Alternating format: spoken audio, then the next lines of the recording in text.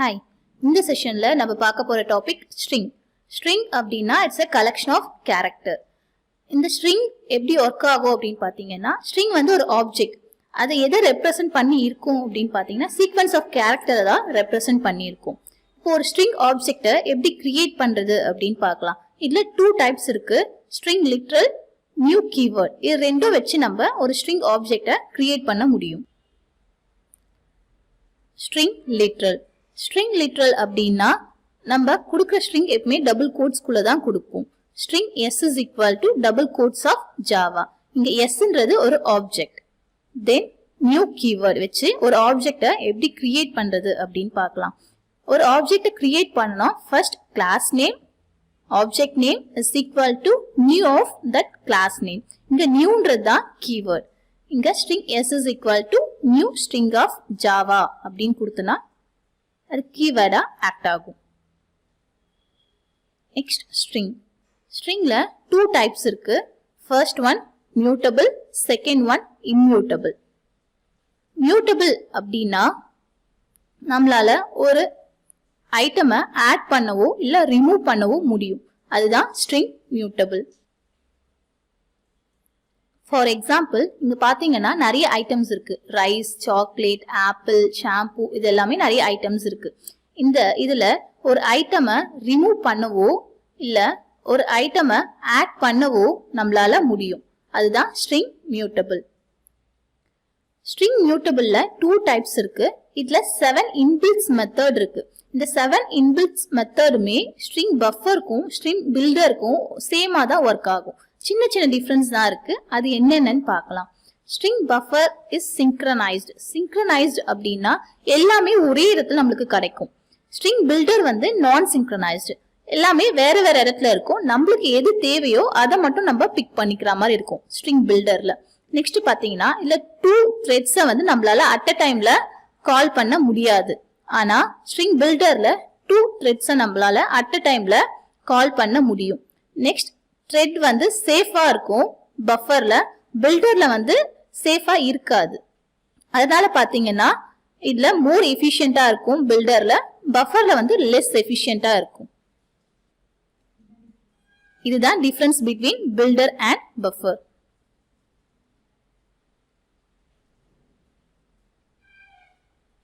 Next, string buffer and builder inbuilt methods என்னென்னு பார்க்கலாம். இதுல first one append. Append அப்படின்னா ரெண்டு string add பண்றது அப்படின்னு சொல்லலாம். இல்ல concatenate பண்றது அப்படின்னு சொல்லலாம். இதோட டைப் பாத்தீங்கன்னா append of அப்படின்னு சொல்லுவாங்க. இதோட syntax sb dot append of நம்ம என்ன add பண்ண போறோமோ அந்த stringோட name. For example, இங்க பாத்தீங்கன்னா ஒரு class create பண்ணிருக்காங்க. Class student public static void main string args. இங்க பாத்தீங்கன்னா ஒரு object create பண்ணிருக்காங்க. Student sb is equal to new string builder of hello அப்படின்னு கொடுத்திருக்காங்க. இப்போ அந்த hello கூட நான் ஜாவான்ற வேர்டை ஆட் பண்ண போறேன். சோ அதுக்கு sb dot append of java அப்படின்னு கொடுத்திருக்கேன். இப்போ system dot out dot println ல sb அப்படின்னு கொடுத்திருக்கேன். சோ இதுதான் ப்ரோக்ராமோட எக்ஸ்பிளனேஷன். இந்த string builder அப்படின்னு கொடுத்திருக்கோம் இல்லையா, அதுக்கு பதிலா string buffer நம்ம போட்டோம்னா பஃபரா சேஞ்ச் ஆயிடும். இதோட அவுட்புட் என்ன வரும்னு பாத்தீங்கன்னா hello ஜாவான்றதா நம்மளுக்கு அவுட்புட்டா கிடைக்கும். நெக்ஸ்ட் நம்ம பார்க்க போறது insert. insert அப்படின்னா ஒரு பர்టిక్యులர் ஸ்பேஸ்லயோ இல்ல பர்టిక్యులர் இண்டெக்ஸ்லயோ நம்ம சம் ஸ்ட்ரிங்க ஆட் பண்ண போறோம். அதுதான் insert.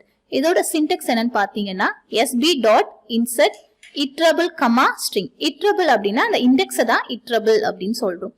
நெக்ஸ்ட் எக்ஸாம்பிள் பாத்தீங்கன்னா class string builder example அப்படின்னு கொடுத்திருக்காங்க. Then string builder sb is equal to new string builder of hello அப்படின்னு கொடுத்திருக்காங்க. So ஒரு ஆப்ஜெக்ட் நான் இங்க கிரியேட் பண்ணிருக்கேன். Then sb dot insert of எந்த இடத்துல நான் இன்சர்ட் பண்ணணும் அப்படின்னா இப்போ hello அப்படின்னு எடுத்துக்கிட்டீங்கன்னா இண்டெக்ஸ் வந்து hன்றது 1, செகண்ட் இண்டெக்ஸ் வந்து e, தேர்ட் இண்டெக்ஸ் வந்து l, அந்த மாதிரி இண்டெக்ஸை கால்குலேட் பண்ணும். ஸோ 1, ஜாவா அப்படின்னு கொடுத்திருக்கேன்னா h பக்கத்துல ஜாவா அதுக்கப்புறமா ELLO அப்படின்றது தான் நம்மளுக்கு அவுட்புட்டா கிடைக்கும். So next system dot out dot println ல sb அப்படின்னு கொடுத்தோம்னா அவுட்புட் இதுக்கு எப்படி வரும்னு பாத்தீங்கன்னா h பக்கத்துல ஜாவா அதுக்கப்புறமா ELLO இதுதான் அவுட்புட்டா நம்மளுக்கு கிடைக்கும். இங்க hன்றது 0 இண்டெக்ஸ், ஈன்றது ஃபர்ஸ்ட் இண்டெக்ஸ், எல்ன்றது செகண்ட் இண்டெக்ஸ். இப்படிதான் அது கால்குலேட் பண்ணிக்கும்.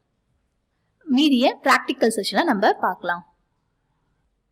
Next topic string immutable. String immutable அப்படின்னா என்னன்னா ஒரு ஐட்டமை ஆட் பண்ணவோ இல்ல ரிமூவ் பண்ணவோ நம்மளால முடியாது. ஃபார் எக்ஸாம்பிள் இங்க இண்டெக்ஸ் வேல்யூ கொடுத்திருக்காங்க. ரைஸ்க்கு 0, சாக்லேட்க்கு 1, ஷாம்பூவுக்கு 2, அதே மாதிரி ஆப்பிளுக்கு 3ன்ற ஒரு இண்டெக்ஸ் வேல்யூ கொடுத்திருக்காங்க. இப்ப நான் ஒரு ஐட்டமை ரிமூவ் பண்ணணும் அப்படின்னாலும் என்னால ரிமூவ் பண்ண முடியாது. இல்ல ஆட் பண்ணணும் அப்படின்னாலும் என்னால ஒரு ஐட்டமை ஆட் பண்ண முடியாது. அதுதான் இம்யூட்டபிள். நெக்ஸ்ட் இன்பில்ட் மெத்தட்ஸ் என்னென்ன இருக்கு அப்படின்றத பார்க்கலாம். ஃபர்ஸ்ட் ஒன் கேர் அட் அப்படின்னு சொல்லுவாங்க. கேர் அட் அப்படின்னா ஒரு சிங்கிள் கேரக்டரை நம்ம டிஸ்பிளே பண்ணணும் அப்படின்னா கேர் அட் அப்படின்ற சின்டெக்ஸ் நம்ம யூஸ் பண்ணலாம். இதோட சின்டெக்ஸ் என்னன்னு பாத்தீங்கன்னா public char at of int index அப்படின்னு சொல்லியிருக்காங்க. எக்ஸாம்பிள் பாத்தீங்கன்னா இங்க கிளாஸ் கிரியேட் பண்ணிருக்காங்க. Again string abc is equal to some string கொடுத்திருக்காங்க, வெல்கம் அப்படின்னு கொடுத்திருக்காங்க. இப்போ char result is equal to ஏபிசில என்ன ஸ்டோர் ஆயிருக்குன்னா வெல்கம் அப்படின்றது ஸ்டோர் ஆயிருக்கும். டாட் கேர் அட் ஆஃப் 3 அப்படின்னு கொடுத்திருக்காங்க. இங்க இண்டெக்ஸ் வேல்யூ பாத்தீங்கன்னா டபிள்யூக்கு 0, ஈக்கு 1, எல்லுக்கு 2, அப்போ 3க்கு வந்து சி அப்படின்றது நம்மளுக்கு ரிசல்ட்ல கிடைக்கும். சோ இதுதான் அவுட்புட். சின்றது தான் நம்மளுக்கு அவுட்புட்டா கிடைக்கும். Next compare to. இதோட சின்டெக்ஸ் என்னன்னு பாத்தீங்கன்னா பப்ளிக் இன்ட் கம்பேர் டு. ரெண்டு ஸ்ட்ரிங்கை இங்க வந்து நம்ம கம்பேர் பண்ண போறோம். ஃபார் எக்ஸாம்பிள் இந்த எக்ஸாம்பிள் பாத்தீங்கன்னா ஒரு கிளாஸ் கிரியேட் பண்ணிருக்கேன்.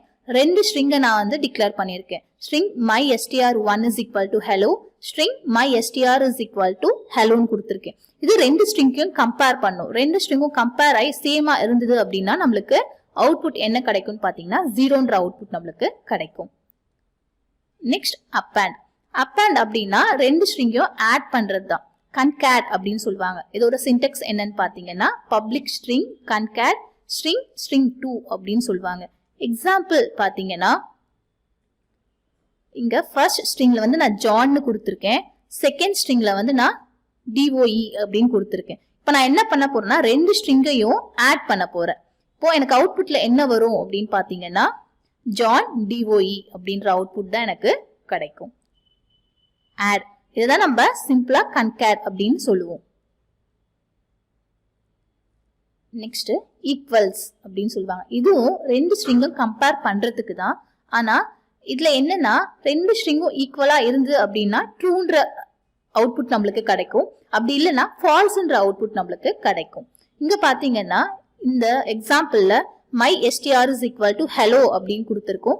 மூணு ஸ்ட்ரிங் நான் இங்க டிக்ளேர் பண்ணிருக்கேன். ஃபர்ஸ்ட் ஸ்ட்ரிங்ல hello கொடுத்திருக்கேன், செகண்ட் ஸ்ட்ரிங்ல hello கொடுத்திருக்கேன், தேர்ட் ஸ்ட்ரிங்ல another string அப்படின்னு கொடுத்திருக்கேன். ஃபர்ஸ்ட் ரெண்டு ஸ்ட்ரிங்கையும் கம்பேர் பண்ணா நம்மளுக்கு ரெண்டுமே சேமா இருக்கு. சோ நம்மளுக்கு அவுட்புட்ல ட்ரூன்றது கிடைக்கும்.